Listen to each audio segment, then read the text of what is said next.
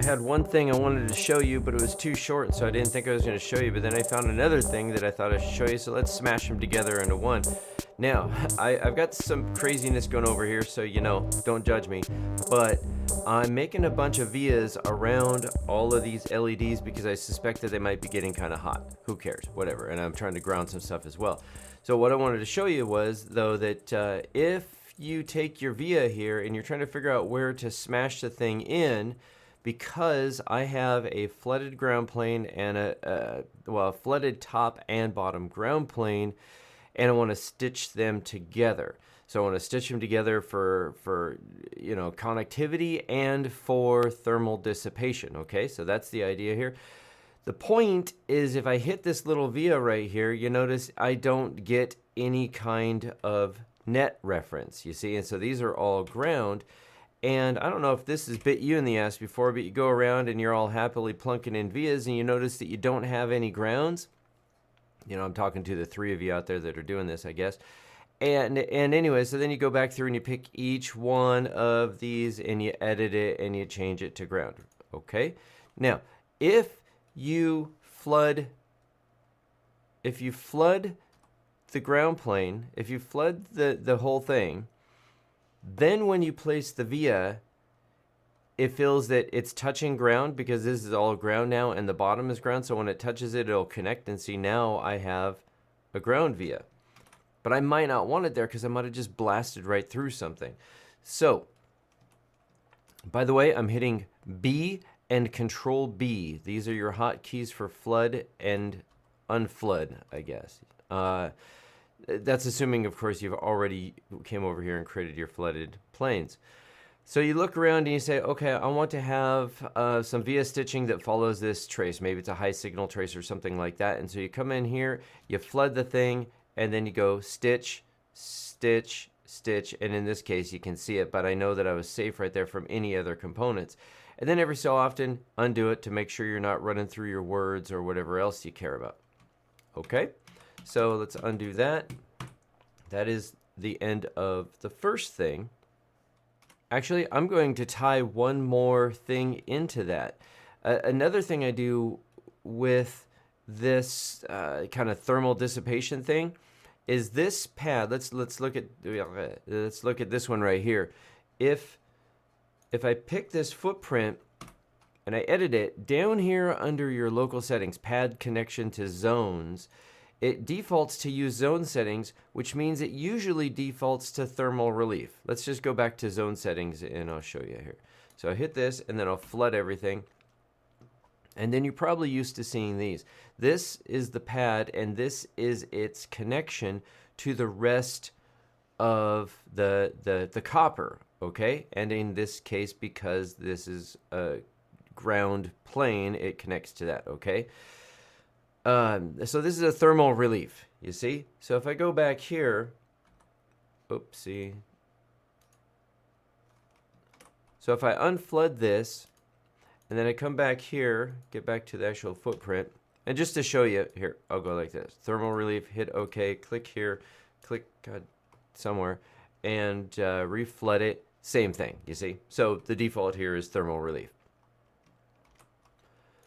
So I come back, edit this, change it from thermal relief to solid, and then when you flood it, you're going to get a whole complete connection. You see, like this one as well. Now, I was a little bit worried the first time I did this. I kind of thought that, this is what it was for.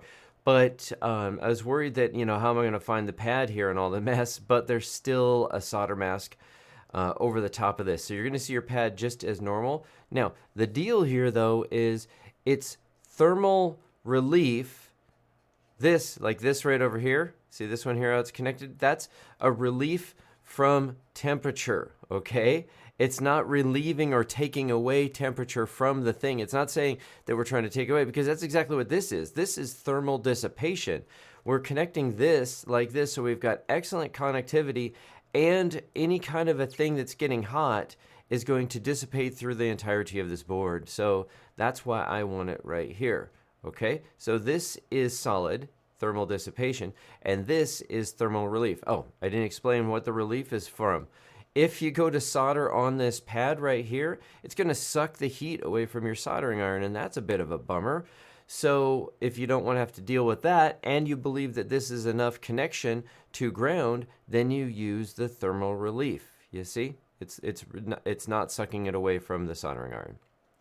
Then the last thing I wanted to deal with on this crazy ass board here is over here.